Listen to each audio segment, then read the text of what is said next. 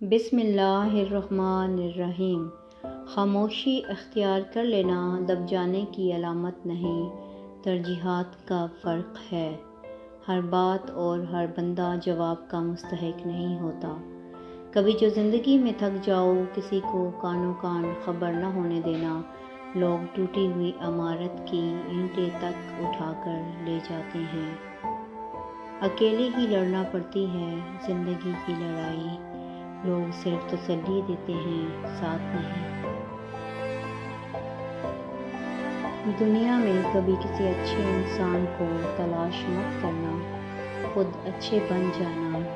ہو سکتا ہے آپ کے اس کام سے کسی اور کی تلاش ختم ہو جائے۔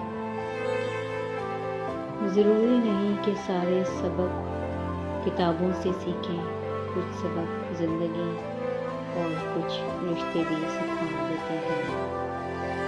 اگر لوگ آپ سے دوری اختیار کر رہے ہیں تو انہیں کرنے دیں، کیونکہ آپ کی تقدیر، قسمت، وقت اور زندگی کی ڈور کسی کے چھوڑ جانے کی محتاج نہیں۔